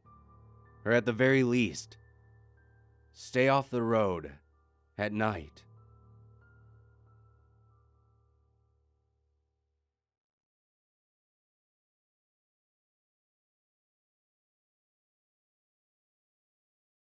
A single day added onto my sentence meant the difference between a normal jail and the unending nightmare of Pembina prison. I was supposed to get 364 days. That was the deal. But the judge didn't like my attitude, whatever the hell that meant. So he made it 365. Boom. 1 year was the minimum for prison. My lawyer made a stink and a half, but it didn't do any good. It's not his fault. In fact, he's the one who's going to release this statement to the press, or leak it online if the Guardian Corrections group tries to get an injunction on us. People have to know what happened at Pembina prison. I'm going to put it right out there and tell you that it was haunted. You think I'm joking, nuts, or lying, but you have no idea. Haunted prisons aren't anything like you imagine. Those places that advertise themselves and give people tours are sick jokes compared to the real thing. It got so bad that you can actually look up GCG's official filings for Chapter 11. That shit put them out of business on their very first prison. And right there on the briefs, using an early statute of North Dakota law from 1857 to file an insurance claim, it says, "Site of Pembina prison confirmed by governor's office and 2 notary publics witnessing in person, to be afflicted by the supernatural such that continued business is impossible." It wasn't the first time the prison was closed for that reason either. But leeches kept buying it, and reopening it hoping to make a quick buck off the common man. And I was shoved into that hellhole without knowing the history even a single bit. Don't get me wrong, the building itself wasn't so bad, especially for something straight out of 1853. It was a large stone cube that was squat, heavy, and cramped, but way less sealed off than modern prisons. We could see a lot of the cells around us. There was only one main hallway per floor, and we were close enough to pass things between the bars and have some real human interaction. It could have been worse. There were 5 floors and capacity for 500 prisoners. When I first got there, I had a bunch of cellmates, and I heard there were 2,000 guys locked up, and I believed it. But that soon changed. I didn't talk to anyone for the first 3 weeks. I had never been to real prison before, and I was messed up over it. I didn't want to accept that I would be in that place and stuck with 3 other guys and my cell for an entire year. The whole prison seemed full of feral men. The bottom floor would start screaming and hollering and panicking in the middle of the night all at once. We were on the top floor, but we could hear their screams echoing through that open old layout like they were right next to us. I just thought the prisoners on the bottom floor were all nuts, until the guards weren't there to wake us up the first day of my 4th week. When I woke up in my corner without some guard banging on the bars of our cells, I finally had to talk. I asked one of my cellmates, Dante, what was going on. And I'll never forget the fear in his voice as he said something that should have made us all incredibly happy. "The guards are all gone, man." The prisoners were talking quietly between the cells, and loudly between the floors through various whispers and shouts. But the most we could figure out was that something on the first floor had made them all quiet in protest. Sure, must have been the crazies screaming like that during the night, right? Except none of us could get any word from the bottom floor. It was dead silent down there. The guys on the second called out for hours. Someone was down there, they said, because they could hear shuffling footsteps walking around at random every so often. But whoever it was never said a single word. That was the first time Dante mentioned the crazy stories from the first floor. He muttered that he hoped none of that was true. But when I asked him about it, he just shook his head. "Nothing, man. None of it ever made any sense." We were a little worried as the day wore on and nobody came to let us out for breakfast. And then nobody came to let us out for lunch. The time we usually got to spend outside in the yard came and went, and people began getting restless. In the cell to our left, Dante's friend Will began telling the guys to pass the word that we should all calm down and start sharing any food we had holed away. I remember asking Dante, is it really that bad? They've denied meals and yard time for a day or two before, he told me. But the other two guys in our cell didn't look convinced. One of them said, "But not like this. They made damn sure we knew what we did. They never just up and left before." Someone then handed us pieces of crusty old bread through the bars. It was much appreciated. The new guards didn't show up for another full day. We got plenty of yard time that day from these new guys, but they seemed more confused than us. We all watched from a distance as Will asked the guard about what had happened. The guard shrugged. "I don't know. GCG was paying a premium for fast hires, so I signed up." "What about the other prisoners on the first floor?" Will asked. "We could hear them shuffling around down there. We looked on the way out to the yard, but we couldn't see anyone." "Huh." The guard frowned. "Nobody in there. They all got transferred." "Transferred? The hell's that mean?" "It means DOCR took them back. Returned to state custody since the company couldn't handle them." That made sense. If the floor had been full of nut jobs, then North Dakota's first local private prison company hardly had the experience to handle them. But these new guys didn't even have the skills to handle us. There were half as many guards as before, and they didn't know the routines or who was the dangerous ones among us. As a result, they were distant, scared, and forceful. All except one guy, Kellen. Kellen wasn't the first guard to treat us like human beings, but by then he was the only one around.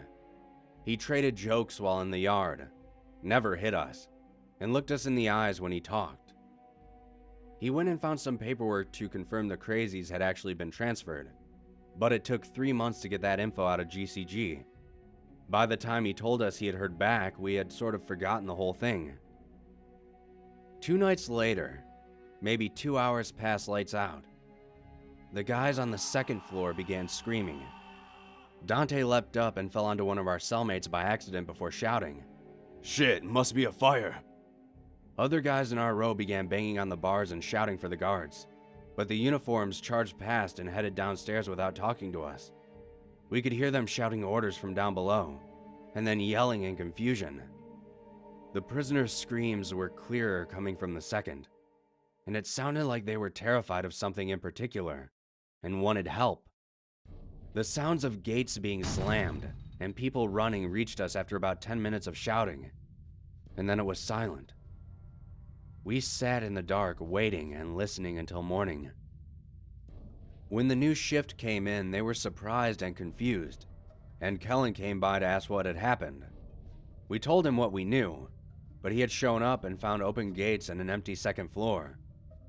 There was no indication what had happened, but he promised to check with corporate and figure out if the absent prisoners had all been rapidly transferred again. Dante gripped the bars and made sure Kellen was looking at him. "Please, find out who the hell is walking around down there at night." Kellen blinked at that. "I mean, I'm the day shift, so I don't know what I could do, but what do you mean?" "The prisoners are gone," Dante told him fiercely but quietly. "But the guys on the third floor said they still hear someone, maybe 2 or 3 someones, shuffling their feet every hour or so until morning."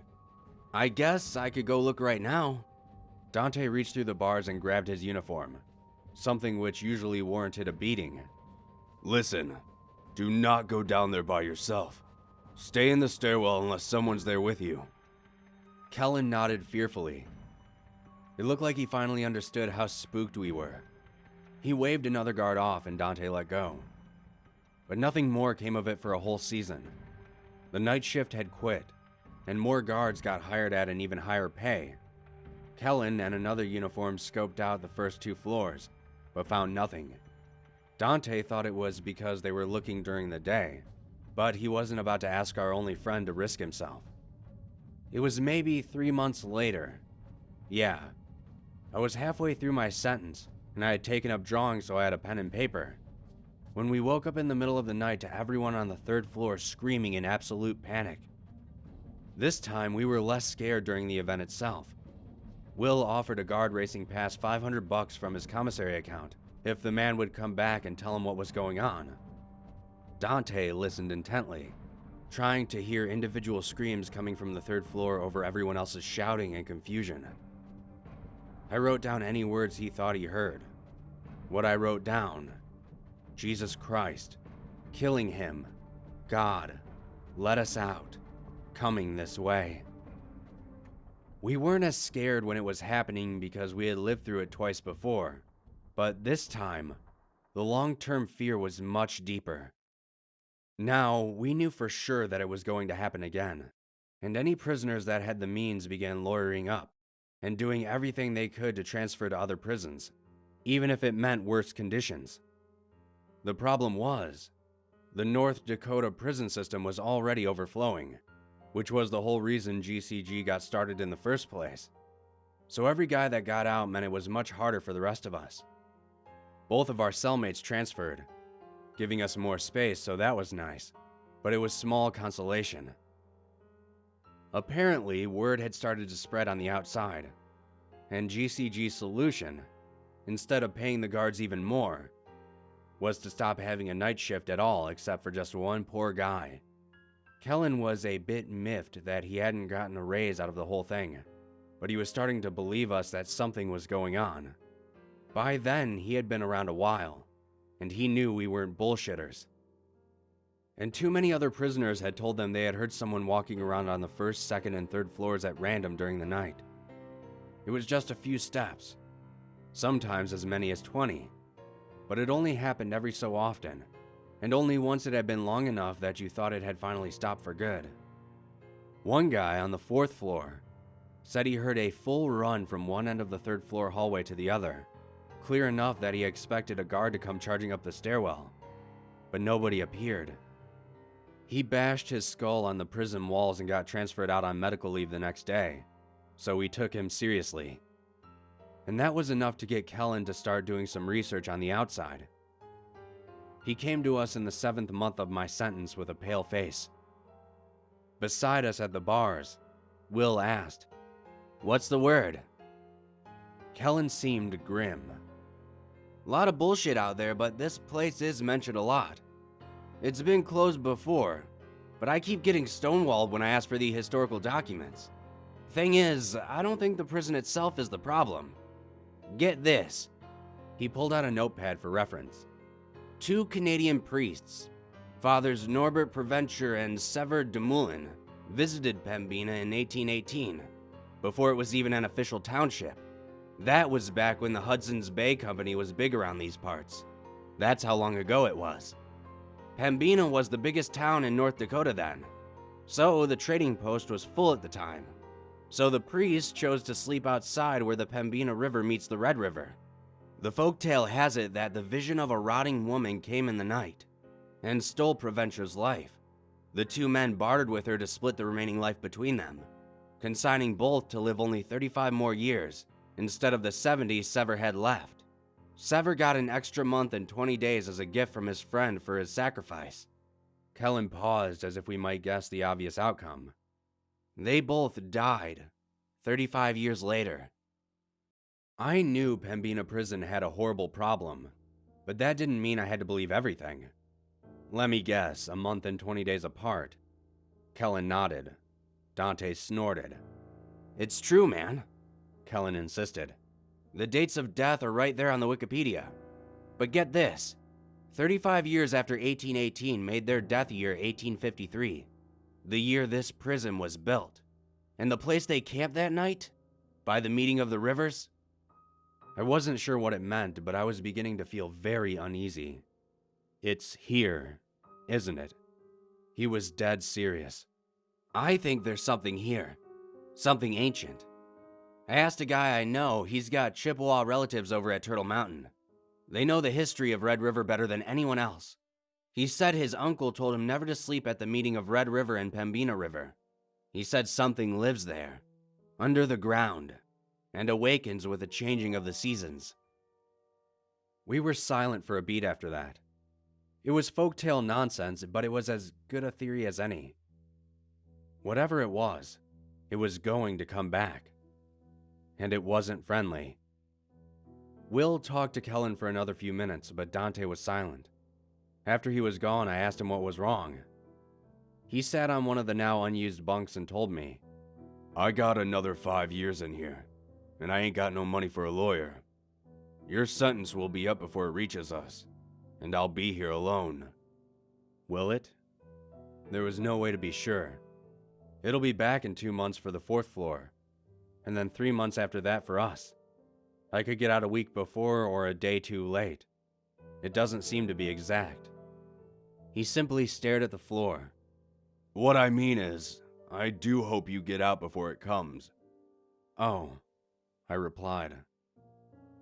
I wasn't sure what else to say after that, so I just sat in my corner like I always did.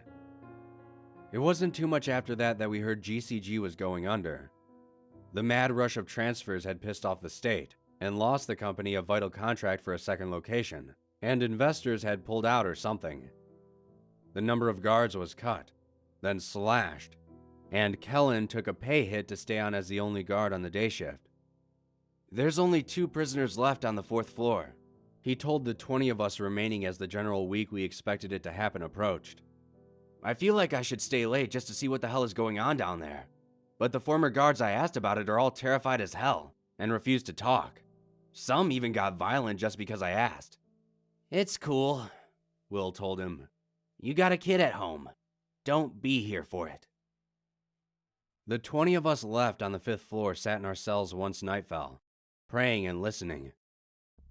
On Monday night, nothing happened.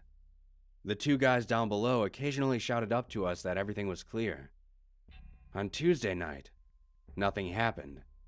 The strain was growing though, and we could sometimes hear them breathing rapidly down there. I could only imagine the adrenaline rushing through them every minute until dawn. On Wednesday night, nothing happened. Yet, something had changed in the air. The prison was much quieter now that 2,000 men had become 22, and I thought I could feel a subtle sort of heartbeat in the air, pounding against reality like it was a thin sheet of paper. "It's just your imagination," Dante whispered. None of us were willing to speak any louder than that. On Thursday night, the heartbeat became a feeling of footsteps, approaching from a great distance. "Guys?" Will shouted from his cell. "You good down there?" "Still here," one responded from down below. "But I can feel it. It's at the door. It's knocking." "The hell's that supposed to mean?" But the voice from below did not respond. Friday night. That was the night it would happen. All day, the 2 guys on the 4th floor pulled and clanged at their bars, begging to be let out. Kellen was torn. After 2 hours of listening to that pleading, he came up with an idea and transferred both of them up to our floor. "If nobody's on 4, then we'll all be safe, right?" Out loud, we agreed, but we were kidding ourselves. When the night guard showed up, he freaked and took the 2 men back down. He said out loud what we were all thinking. "If nobody's on 4, then it'll just come right to 5 and get us all. What the hell was Kellen thinking?" We had to listen to hours of sobbing that evening. It was the hardest trial of my life. I wanted to call out to the night guard. I wanted to ask him to get those men out of there. But if I did, I knew whatever was coming would find all of us instead. The moment it happened was like a cold hand on my shoulder. "What's going on down there?" Dante shouted. The man who was not sobbing called back. It's changing," Will demanded. "What's happening? Tell us." "It's red." "Red? It's red." "What's red?" Will yelled insistently. "God damn it, what's red?" We stared down the hallway at the night guard, who stood listening in fear. The screaming began a few seconds later. This time, only 1 floor above, we could clearly hear every word. The sobbing prisoner shrieked, "There! It's there!" The man who had been communicating with us incoherently began raging with fear against his bars. Then, strangely, he stopped. The 20 of us clung to our bars, unable to help, unable to flee. Many of us cried, but we were otherwise silent. For to yell would be to drown out the last words of the men below. But they were eerily quiet for nearly 2 hours. We waited in strange silence as random footsteps traversed the 4th floor every so often. What was happening? For the first time, the victims of whatever was going on down below had chosen to be quiet instead of yelling for help. Why would that make things different? At long last, the sobbing man broke the silence.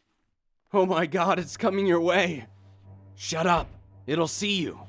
Distracted! Hit the bars!" The sound of clanging echoed up the stairwell. The sobbing man said with terror, "It knows! It knows! Jesus Christ, do something!" We were no longer silent. We echoed that sentiment, loudly and repeatedly to the guard. "Do something!" He just stood there, literally quaking in his boots. Will shouted at him, "Snap out of it! The other guards and prisoners got away. You can too! Whatever it is, it won't follow you if you let them out and leave." Then I chimed in, "They're gonna die down there." Dante threw his shoe and the impact finally snapped the man out of his terror. The guard ran to the stairwell and descended. The first thing we heard him say was a taken aback, "Mary, Mother of Christ." The sobbing man spoke again, "Over here! For God's sake, please let us out!" The other prisoner wasn't talking for some reason. We could hear his gasping terror, but that too went quiet. Then we heard a buzzer, and all the gates on 4 slammed loudly open. The sounds of panting, running, and someone dragging something followed. The prison went silent. And just like that, we were alone again. The formerly crowded prison now felt terrifyingly large and empty with only 20 of us and no guards. That night, the unmistakable sound of footsteps echoed from down below. I counted time as best I could. 40 minutes. Then someone took 3 steps out of a cell and into the hallway. An hour and 6 minutes. Someone ran 10 steps along the hallway and stopped abruptly. 28 minutes. The footsteps approached the stairwell, but then turned into a cell and went silent. The thing was, whoever it was sounded barefoot, and the starting and stopping locations did not match. Where they ended was often nowhere near where they began. By the time dawn came, we were scared into motionless, terrified silence, and it took Kellen's arrival for us to begin stirring again. With GCG in bankruptcy court, we no longer had a night guard at all. If it came for us, there would be nobody to let us out of our cells like everyone else. We hardly talked, hardly ate. Each passing day was a grain of sand falling through an hourglass marking our executions. Our fellows began confessing to crimes they hadn't even committed just to get transferred to Supermax out of state. The only option left. Well, that and the other option. One by one, Kellen escorted or dragged guys out of our floor. 20 became 15. Then 10. Then it was just me and Dante, with Will still in the cell to our left. The 3 of us and Kellen. 4 men awaiting doom. We sat playing card games in the weeks leading up to it. It would be 1 full year for me in that place, but I could swear I had spent a lifetime in that cell. I couldn't think, couldn't remember life before, couldn't imagine surviving after. Every day I prayed for a transfer to come in. But North Dakota had gotten sick of our shit, and the judges had stopped hearing cases from Pembina prison. They didn't know there were only 3 of us left. Nobody knew. We contacted the media. We phoned the governor's office. We made a ruckus. That was probably worse than nobody knowing. Because it turned out, nobody cared. Also, there was nobody higher up at GCG following the situation, and Kellen couldn't get anybody on the phone. Payroll, meaning just his paycheck, was being handled by a third-party disbursement company that couldn't answer any questions about ongoing proceedings. The week approached. On Monday night, nothing happened. We were like statues in our cells, alone, waiting for a sign of the executioner's approach. When dawn came, we sighed and began moving again. Dante asked. You get out Friday? I nodded. If things went like the day before, I would be released the day of. As long as I left before sundown, I would be all right. On Tuesday night, nothing happened. 2 for 2. Just one more. Just one more day. I sat through that darkness until... No! The feeling of the prison had changed around us. A subtle heartbeat began to pulse against our faces and ears and eyes. It had come a day earlier in the week than last time. That morning, Will patted my arm as we both leaned out of the bars. Sorry, man. Dante just shook his head angrily. I wasn't going to get out in time. On Wednesday night, the heartbeat became the sound of footsteps approaching from some unfathomable distance. I think I stood at the bars of our cell that entire day, fingers wrapped around metal with force to match the tension in the air and in our minds. This couldn't happen. This wouldn't happen. My lawyer would walk in and tell me that he had gotten the judge's unfair addition of an extra day removed. One day. One goddamn day. Even if I had spent the whole year in this prison, one day still meant life or death. Let me out. Let me the hell out, for God's sake. But nobody cared. And nobody would listen. I'd like to tell you that Kellen stayed late that night. I'd like to tell you that when the entire floor began to glow red, the hallway, the cells, the stone itself, as whatever ungodly abomination in the earth, began to wake upon the changing of the season, as distant footsteps became a traveler at the door of our minds. I'd like to tell you that Kellen was there and hit the button and opened the gates to let us all out.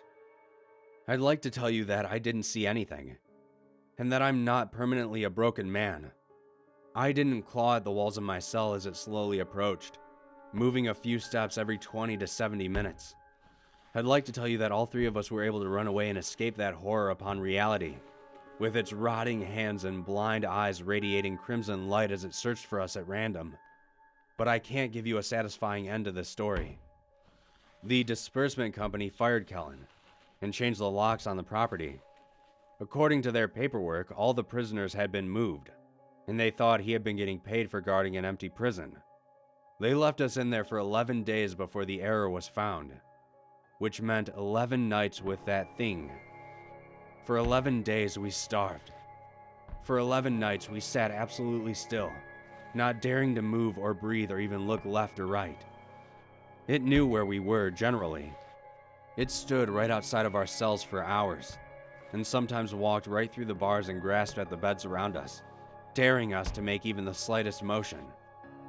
When you've spent 6 hours staring into the blind crimson eyes of a rotting demon, unable to blink your eyes for fear that it will hear the air your lashes move, when you've seen what it's seen, the worlds it has walked reflected in hellish red, will you understand?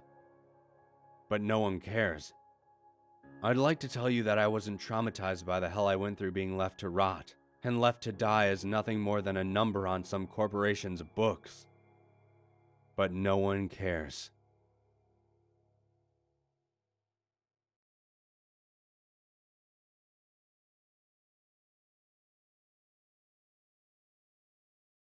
I've always been fascinated with folklore, and by how people respond to it. Tell someone you saw Bigfoot, or that your apartment is haunted, and they'll laugh at you or try to discredit you. Share a piece of folklore with someone, and they'll sit there and listen with riveted interest. I used to wonder why folklore gets a free pass, but I think I get it now. Folklore is history. It's part of our cultural fabric. It's far enough removed from us that while you can't say any of it is true, it's still a story worth sharing, because it's part of where we came from. The age of a story gives it weight. Kind of how an 18th century haunted house has more credence than a haunted RV.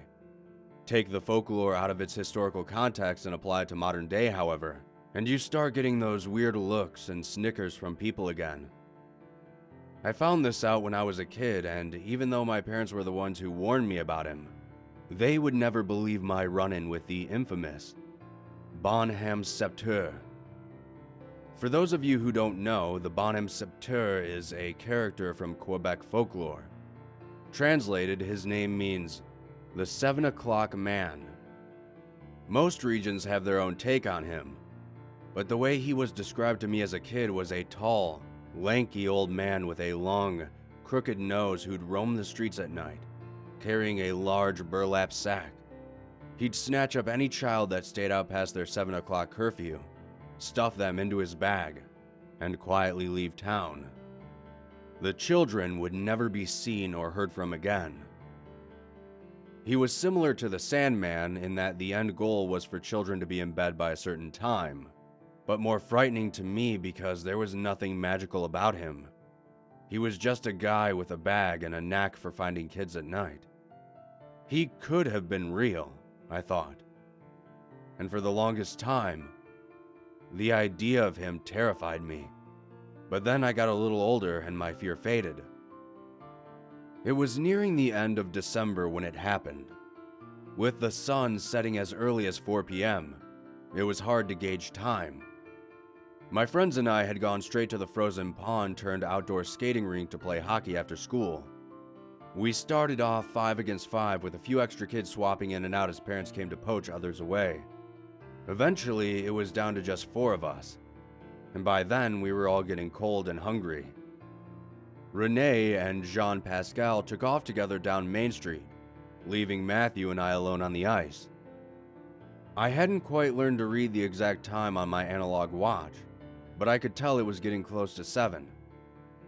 Now, that might seem a little odd to all of those helicopter parents out there who drag their kids around on literal leashes and put GPS tracking software on their phones. But I was born in a very different era and in a place with an equally different culture. Back in my day, it was perfectly normal for kids to be out late into the evening. This was before parents started checking Halloween candy for nails, and when you actually knew your neighbors, rather than being afraid of human contact. I lived in a kind of rural suburban town hybrid native to Quebec. I don't think there's a real English translation for the word, but I suppose the closest you could get to is a township. Our plots of land were big, but not so much that we couldn't easily run to a neighbor's house if necessary. It wasn't quite farmland, but it wasn't a bustling city by any means either. There were 2 main roads, one going north and south, the other east and west, a single school, and only a couple thousand residents. Us kids would mostly get around on foot or on one of the 2 school buses servicing the entire township. The pond, the favorite winter get-together spot for us living on the north side of town, was about a 25-minute walk from my home, and as my stomach screamed out again, I knew it was time to go. I waved goodbye to Matthew and took off down a path of flattened snow. I looked behind me only once and saw him dragging his feet as he walked circles around the rink. He had once told me his dad liked having alone time after work, but I knew better. We had all seen the bruises. He was in no hurry to get home. It was quiet that night, but I wasn't afraid. The moon was high in the sky, and its already refracted light refracted a second time off the blanket of snow covering the landscape. Even as I entered a strip of woods quartering off the town proper from our homes, I could still see clearly. I was going at a leisurely pace and feeling safe, until I heard a distant shriek cutting through the naked tree line. I think my cowardice saved me that night, because if I had stopped to investigate, I'm sure I wouldn't be here telling you all this story today. Thankfully, as luck would have it, my immediate reaction was to run, and oh boy did I run. It doesn't matter how long ago this happened. I could still remember how it burned to breathe in the cold air as I ran as fast as I did. And I can still remember the sound of snow crunching with each footfall. I kept up my pace as long as I could, but I eventually slowed to a walk. Alone, in the middle of the woods, I strained my ears to listen for any other screams. I was on edge, and felt as though my body was wrapped in an electric current, which constantly flickered and drew my attention to benign things. Twigs, owls, rocks. Everything was a danger. But the more danger you experience, the more desensitized you get to it. I slowly grew more comfortable again. Everything was fine. I released the tension I had built up in a loud sigh of relief. It was just a normal, quiet winter night. I was safe, and I was alone. I stopped for a moment to catch my breath, and at first I didn't notice the sound of my footsteps persisting. But how could I hear the crunch of snow under my feet if I was standing still? The static of fear fizzled in the nook of my neck. The footsteps were heavy and slow. They came once every 2 I would normally take, but as I started running in terror, it was more like 1 every 4. Unless I listened carefully and searched specifically for them, they seemed to disappear in my chorus of footfalls. I would have looked back if my neck hadn't become stiff with fear, and if my mind hadn't been focused on keeping my pace. I would have looked back, if only to know how close or how far the source of the footsteps were. Maybe it was best not to know. I finally cleared the forest, and I could see my porch light beaconing me like a lighthouse in the dark. A 10-minute walk away, but I could make it in 5 if I kept running. Even if my stamina should have failed me 3 times over, I still managed to maintain my pace. The stories my parents had told me about the 7 o'clock man ignited my engine, and the fear of being caught fueled my run. Finally, I jumped the wooden stairs up to my porch and swung open my front door. My parents didn't ask or didn't notice, I'm not sure, why I ran up the stairs into my bedroom and threw myself underneath my covers. I wanted to sleep, but I was so wired and awake. And then, I felt a prickling sensation, like the feeling you get that tells you to check your closet for monsters. Mine told me to look out the window, however. Wrapping my blanket around me like a hooded cape, I slowly crept out of bed to the window, peering between the blinds. That's when I saw him. That's when I saw the 7 o'clock man, standing in the street. The stories had it right. He was tall, but not inhumanly so. Old, wrinkly, wore tattered clothes save for an immaculate black preacher's hat, and carried on his back a large brown sack. Some would tell me I imagined him entirely. Others would say he was just a wanderer passing through. But everyone, and I mean everyone, tells me I'm wrong about his bag. They tell me I couldn't possibly have seen it writhing and twitching as though someone were inside trying to break free. A bony old man, they reasoned, would never be able to carry a bag of children on his shoulders. Funny how they don't question that part when they hear the folklore, only when you tell them that it's true. He smiled at me and waved, sending a funnel of cold to drain out all the warmth in my body. Still holding the bag in one hand, he stretched out the other and gently tapped his wrist, as though motioning for a watch, and then he wagged his finger disapprovingly. I dove from my bed and closed my eyes, praying he wouldn't come for me. I pretended to sleep, even as my parents came in to get me for supper. I stayed on that bed until morning, thinking it was the only thing keeping me alive. I only shared what happened when I found out the next day that Matthew had gone missing. Nobody believed me, of course. It was too far-fetched. Legends aren't real. After interviewing my friends, family, and teachers, the police eventually arrested his father. I'm not sure what ultimately happened to him, since Matthew's body was never found, not even to this day, as though a northerly wind had swept him away. I'm the only one who believes the truth. The only person who knows the legend of the Bonham Septeur, the 7 o'clock man, is real.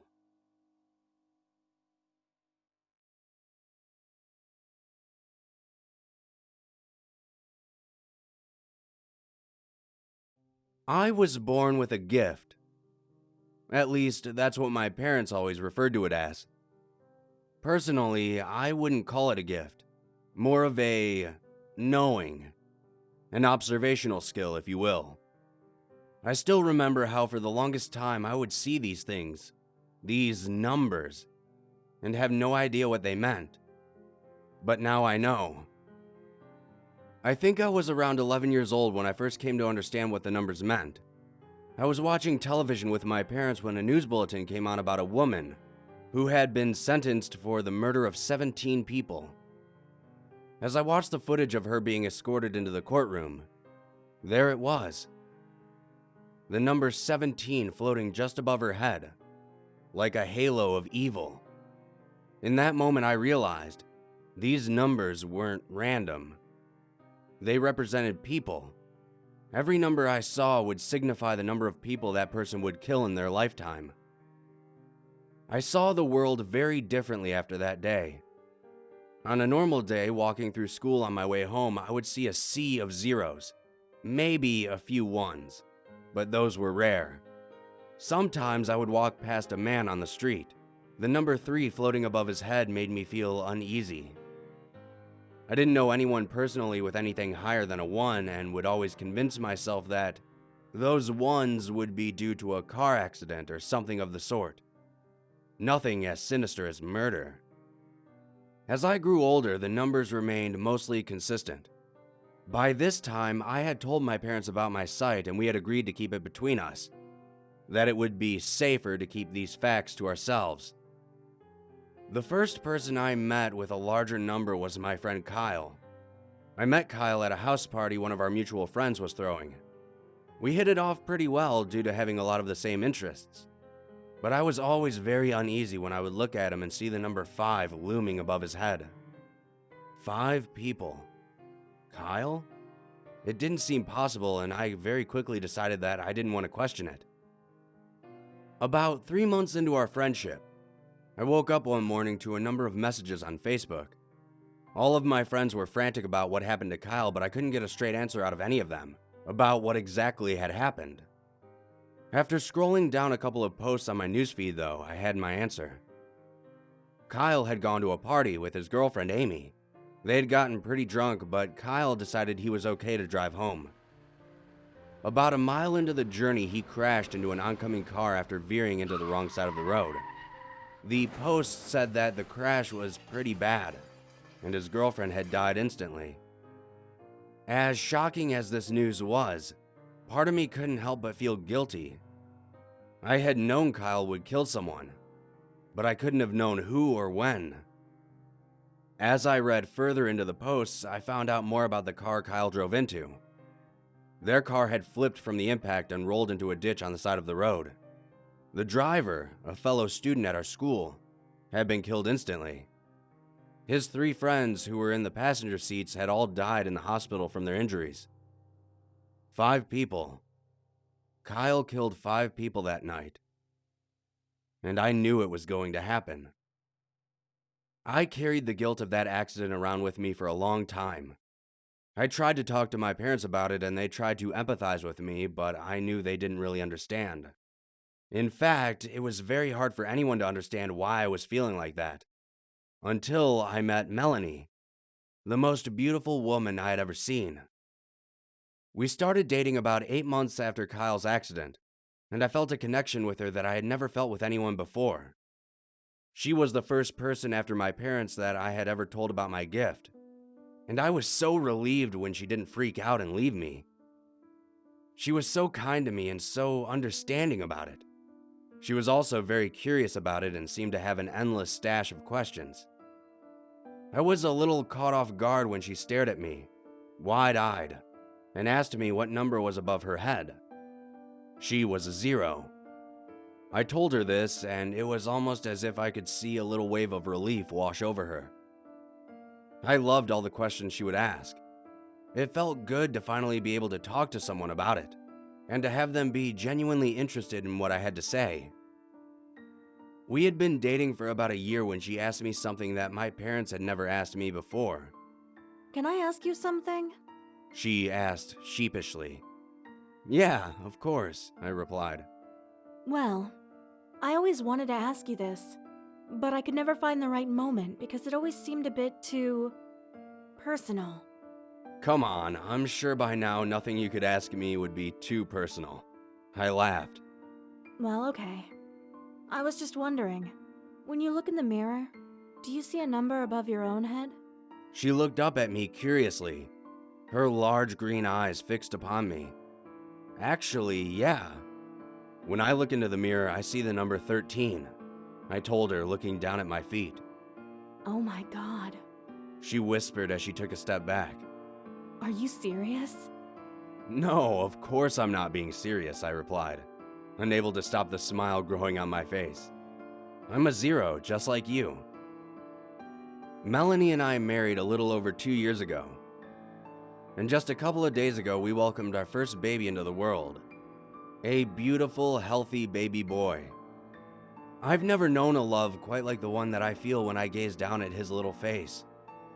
The feeling I get in my chest when his tiny hand clasps around my finger is unlike any other.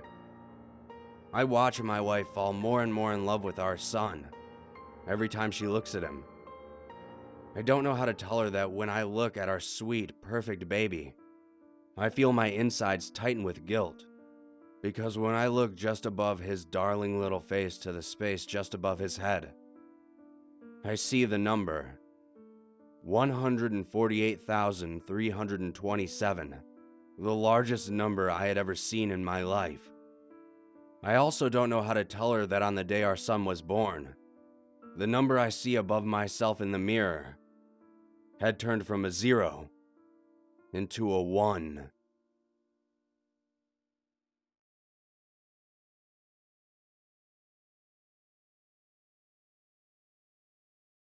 Hi everyone. I'm a little weirded out by something and I could really use some advice. My grandfather has been dead for about 10 years now, but before he died, he made a Facebook account. I never unfriended him because it felt like I still had a connection with him as long as I could go back and reread our old conversations. Well, a few weeks ago, I noticed my friends count had gone down by 2. I never had many Facebook friends, so I knew it had to be 2 of my close friends or relatives who unfriended me. Eventually, I realized it had to be my grandma and grandpa. I thought maybe Facebook had closed grandpa's account because he had been dead for so long. But that still didn't explain why my grandma unfriended me. Also, I could still find both of them by searching for their names. I don't know why, but I tried adding both of them again. Almost immediately, the option to add my grandpa returned, so I know my request was ignored. The request to add my grandma remained pending for a few hours, but eventually that too was ignored. All this is a little beside the point and more detailed than you probably care about, but I need to tell someone, because it's all still really strange to me, and I wanted to tell the whole story. My grandmother is still alive. I don't visit her as often as I should, maybe a few times a year. She's not very tech savvy, but she's on Facebook once or twice a month. And after a few hours of painstakingly guiding her through online banking, she's even managed to start paying her bills online. But other than that, Facebook is about the most complicated computer thing she can handle. I asked my mother, and she checked her own account. She too had been unfriended as well. She almost had a small meltdown when she called my grandma and she didn't pick up. I live pretty close to my mother, so she picked me up and we drove to grandma's house together. It's only an hour away. Really, there is no excuse for visiting her as seldom as we do. Grandma was home and she was happy to see us. When my mother demanded to know why she hadn't picked up the phone, she said she was visiting Grandpa's grave. She didn't seem to think my mother had any reason to be upset, but still, she invited us in and asked if we wanted to stay for dinner or coffee. We decided to remain for a few hours. As I said, we really should have visited her more often. And every time we visit, it's clear Grandma likes having us. When we're there, we do feel guilty about it, but life moves pretty quickly, and there's always something else that we need to do. My grandma has an old piano. I'm not very musically inclined, but it's very nostalgic for me to hear Mother and Grandma play the piano, which they did, as they always do when we visit. It felt good. It felt normal. So I told myself she had probably just had an old person moment and logged into Grandpa's account for some reason. But I was still curious, so I asked her during dinner. She looked embarrassed, but said she just didn't feel like using Facebook anymore, so she had tried to close out her account. We said the accounts were still open though, but she simply waved it off. We finished dinner and helped her with a few things around the house. She was happy to have us there, and again, everything felt normal. Eventually, we went home. A few weeks passed. Mom and I both called Grandma once or twice, and everything still seemed fine. But late one night last week, I decided to look my grandparents up on Facebook again. The profile pictures had changed. Grandma used to change hers every now and then, and the new ones didn't look unusual. But Grandma said she had stopped using her Facebook, and there was no reason at all for Grandpa's account to have a new picture. I brought it up with my mom the next day, and she had that same feeling as I did, that something just wasn't right. We went to visit Grandma again yesterday. She was glad to see us like always. In fact, she seemed happier than she had been in a long time. We asked her about Facebook again, and she said she hadn't been on it. When we mentioned the profile pictures changing, she said maybe she had been on there once or twice. She didn't want to talk about it, so we just dropped the subject. We helped her with a few chores around the house again, but this time my curiosity was stronger, so I made sure I had an excuse to go into her bedroom while she was in the kitchen with my mother, and I turned on her computer. I know all her passwords because she never changes them, and she has them all written down on a little notepad next to her laptop. It was a cheap piece of crap the day we bought it for her half a decade ago, but she only uses it for very basic things like writing about her childhood. But I saw something that struck me as odd. She had a Tor browser. Now, my grandma's not stupid, but she's always been very bad at computering, like a lot of old people. So this surprised me. Even my parents probably don't even know what Tor browsers are used for, so my grandma definitely shouldn't. Hell, I don't even know that much. I've only ever seen them mentioned in posts. I clicked on the browser and it opened up a normal search engine. No bookmarks, no browsing history, nothing. Considering she was in the habit of writing all of her account names and passwords down on post-it notes and leaving them by the computer, I figured she probably didn't even use the browser. I closed it, opened up her regular browser and went to Facebook. She was logged in. She had unfriended everyone. Everyone except my grandpa. And this is what creeps me out. There were posts on both her and Grandpa's timelines, going back to the day she had unfriended everyone. Some posts were from his account. The rest were from hers. They replied to each other. It looked like real conversations. Grandma would sometimes take minutes to reply, sometimes hours. But Grandpa's replies were almost instantaneous. There were older pictures of them back when they were younger, from back before digital cameras. I suppose it's possible Grandma might have learned how to scan photos or paid someone to do it for her. But why would she fake conversations with her dead husband? I was starting to worry something was seriously wrong with my grandma. I headed back into the kitchen. I joined the conversation for a bit, then whispered to my mom and told her to go to the bedroom while I talked to Grandma. I kept her busy for around 20 minutes until my mom came back. She looked a little pale, so she must have found the whole thing as creepy as I did. But what now? We didn't know what to do. I snuck back into Grandma's bedroom with the intentions to turn off her laptop before she noticed we had turned it on at all. But then I saw there was a new message waiting for her. From my grandpa. I opened the chat window and it read, "Have Angie and Charlie left already?" My mother's name is Angela, so Angie isn't that strange of a nickname. But nobody calls me Charlie except for my grandparents.